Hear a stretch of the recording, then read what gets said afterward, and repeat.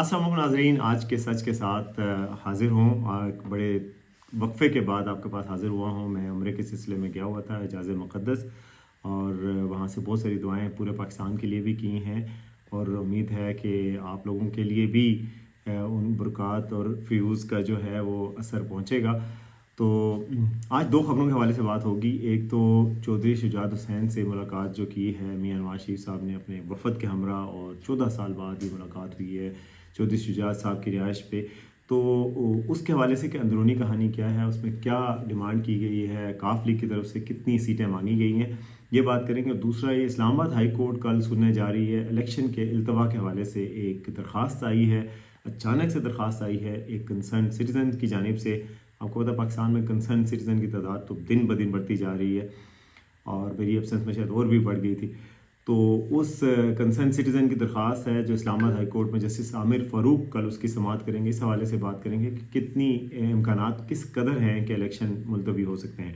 तो सबसे पहले आज आपको पता ही है कि आज एक बहुत अहम मुलाकात हुई है लाहौर में नवाज शरीफ और चौधरी शुजात हुसैन के दरमियान। काफ लीग के जो सरबराह चौधरी शुजात हुसैन है, आपको पता है कि वो बड़ी इन दोनों के दरमियान खलीज कायम हो गई थी जब 99 का कू हुआ था परवेज़ मुशर्रफ का। उसके बाद जब नून लीग की गवर्नमेंट चली गई तो उसके बाद हालांकि चौधरी शुजात हुसैन और नवाज शरीफ का बहुत पुराना इत्तेहाद समझा जाता था गुजरात के चौधरी बरदरान और लाहौर के मियाँ बरदरान के दरमियान, और जो कि 90s में बिल्कुल उरूज पे रहा। और आपको पता है कि जो बहुत सारे मीटिंग्स अहम इजलास होते थे चौधरी शुजात साहब के घर में होते थे। चौधरी शुजात साहब की मशहूर है कि उनकी मेहमान नवाजी और फयाजी, तो उन्हीं के ज़रिए बहुत सारी हुकूमत चलाई है नवाज शरीफ साहब ने 90s में।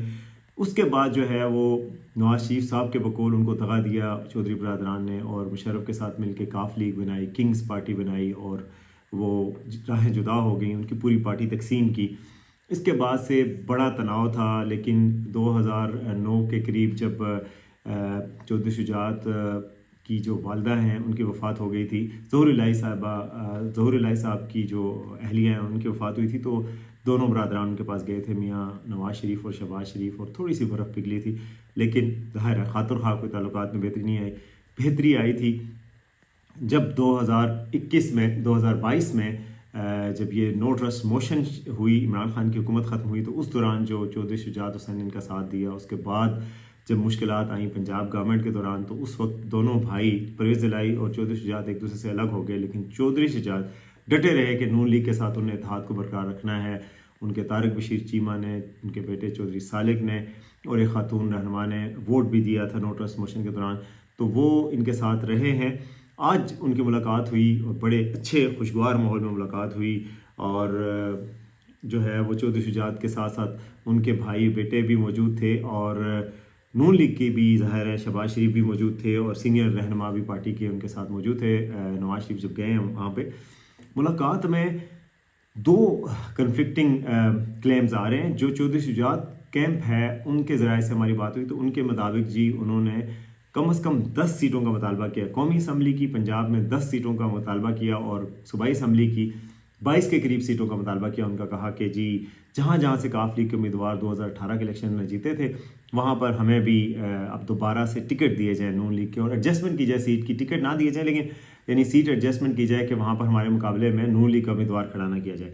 ये उनकी तरफ से आया है, और काफ लीग के ज़राए के मुताबिक उन्होंने कहा है कि गुजरात, सियालकोट, मंडी बहाउद्दीन और हाफिज़ाबाद में सीट एडजस्टमेंट की जाए, और जहाँ जहाँ से जैसे कि 2018 में कामयाब हुए थे वो किया है। और उन्होंने ये भी कहा कि जी हमने आपका तरीक़े में बग़ैर किसी खौफ और लालच के PDM का साथ दिया था, इसी हिसाब से हमें हिस्सा बक़द्रे जुस्सा दिया जाए, और हम मिलजुल कर PTI का भी मुकाबला कर सकते हैं, पीपल्स पार्टी का भी मुकाबला कर सकते हैं, और IPP का भी जो कि तहरीक इस्तेकाम पार्टी है उसका भी मुकाबला कर सकते हैं, जो कि जहांगीर तरीन और अलीम खान साहब की पार्टी है। तो लेकिन जो नून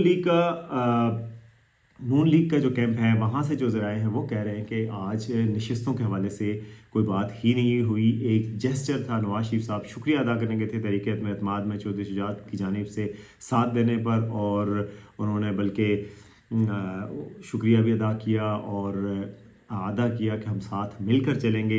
यानी कि इस लेवल पे, पॉलिसी लेवल पे बातचीत हुई है, اور اس کی وجہ یہ بھی ہے کہ نون لیگ پنجاب میں آئندہ آنے والے چند دنوں میں پنجاب کی نشستوں کا ٹکٹوں کا اعلان کرنے والی ہے کہ کس کو کہاں ٹکٹ ملے گا. تو جو گجرات اور جہاں پہ چودھریز کا انفلوئنس ہے ان حلقوں سے بھی ٹکٹ دینے ہیں.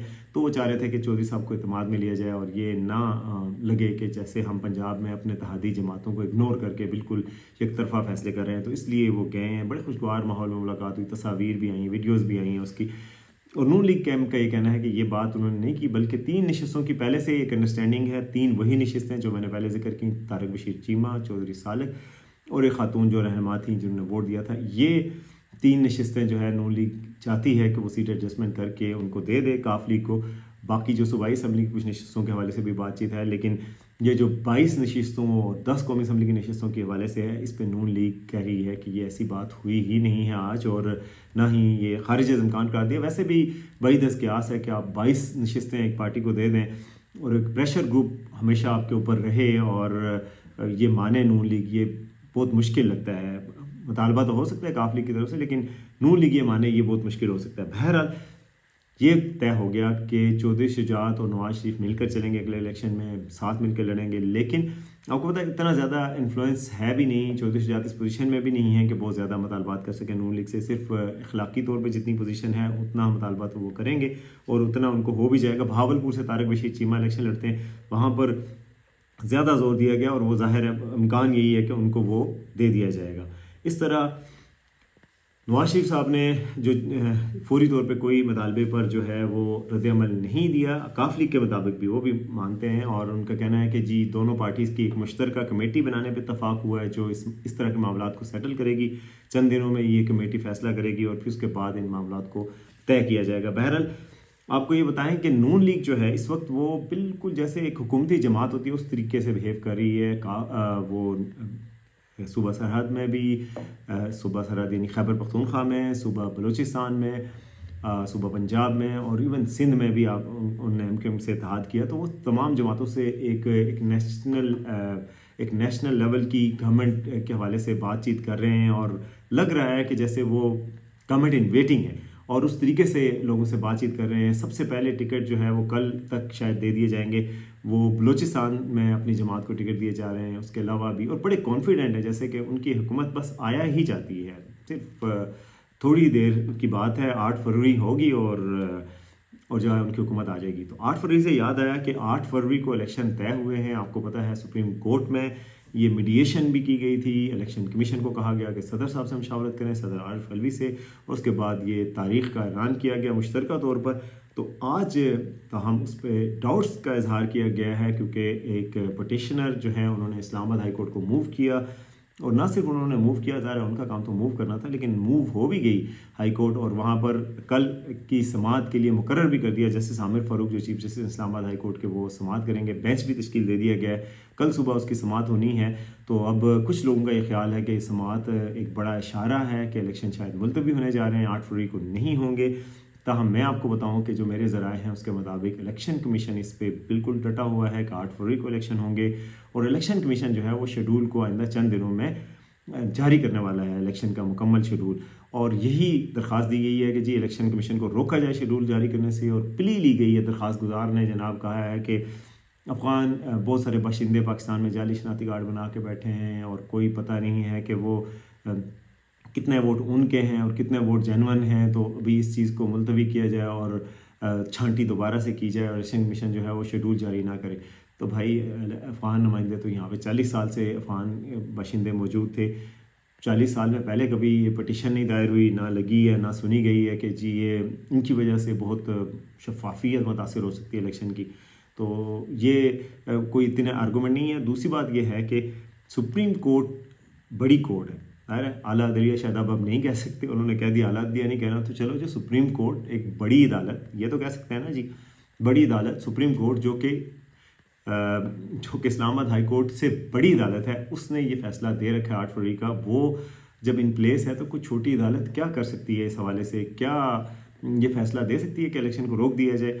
بہت مشکل ہے. آئینی ماہرین کے خیال میں یہ ایک انتہائی مشکل کام ہوگا کہ اسلام آباد ہائی کورٹ کل یہ کہہ دے, اور زیادہ امکان یہی ہوگا کہ اس پٹیشن کو رد کر دیا جائے. لیکن بہرحال لگی کیوں ہے اس بات پہ بہت سارے سوالات اٹھ رہے ہیں. الیکشن کمیشن سے میرے ذرائع کے مطابق ऐसी कोई उनका इरादा नज़र नहीं आता। वो बिल्कुल तैयार हैं, इस हवाले से उन्होंने बातचीत भी की है और ज़राए के मुताबिक पाकिस्तान के सिक्योरिटी इदारों से भी सिक्योरिटी के हवाले से बातचीत हुई है और उनको ये बताया गया कि क्विक रिस्पांस फोर्स जो होती है QRF, वो अवेलेबल हो सकती है पोलिंग स्टेशन पे। जो हसास पोलिंग स्टेशन करार दिए गए हैं उन पोलिंग स्टेशंस पे क्विक रिस्पांस फोर्स तैनात की जा सकती है, जो कि फौरी तौर पे यानी पहुंच जाते हैं 10 मिनट के 15 मिनट के नोटिस पे जब किसी जगह कोई नागहानी सूरत हाल पैदा हो जाए, कोई मसला पैदा हो जाए सिक्योरिटी का।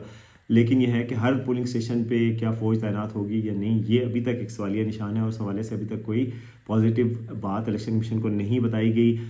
और अब लेकिन पुलिस तो मौजूद होगी और इलेक्शन कमीशन इतना डिटर्मिन है कि वो कहता है कि अगर किसी पोलिंग स्टेशन पे हमें 10 सिक्योरिटी एहलकारों की ज़रूरत है और हमें 5 भी प्रोवाइड किए गए तो हम फिर भी इलेक्शन करवाएंगे और उससे पीछे नहीं हटेंगे। और मेरा नहीं ख्याल कि चीफ इलेक्शन कमिश्नर जो मौजूदा हैं वो किसी सूरत ये अपने ऊपर मामला आने देंगे। ये एक बदनामी का दाग कि जी मैंने इलेक्शन को मुलतवी किया, इससे पहले काफ़ी डिले हो चुके हैं, तो अब ये इलेक्शन मुलतवी करे इलेक्शन कमीशन की हद तक तो ये मुमकिन नहीं है। फिर कौन रह जाता है? फिर कोर्ट्स रह जाती हैं। कोर्ट्स में चीफ जस्टिस फ़ाइज़ ईसा कम अज़ कम ये नहीं चाहेंगे कि उनके नाम पे ये दाग आए कि जी उनकी वजह से इलेक्शन मुलतवी हुए और फिर जमहूरी प्रोसेस जो है वो तातुल का शिकार हुआ। तो मुझे ये बहुत डाउट है कि ऐसा कुछ भी नहीं हो सकता। इलेक्शन जो है 8 फरवरी को होते नज़र आ रहे हैं और बज़ाहिर इस हवाले से जो रुकावटें हैं वो हट रही हैं और अगर किसी की ख्वाहिश भी है तो ये मुश्किल लग रहा है। और बड़ी मेन स्ट्रीम पार्टीज़ भी ये नहीं चाहती, इंटरनेशनल कम्युनिटी भी नहीं चाहती, पाकिस्तान के अपने मफाद में भी नहीं है।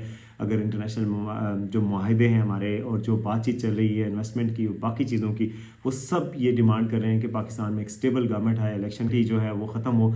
तो मेरा नहीं ख्याल कि इलेक्शन में कोई इल्तवा होने जा रहा है। इलेक्शन 8 फरवरी को ही होंगे। अभी तक की जो तमाम मेरा तजिया है और एनालिसिस है, बाकी आपको पता है पाकिस्तान में होने को क्या कुछ नहीं हो सकता। आप देखते हैं कि क्या होता है। देखते रहिए आज का सच।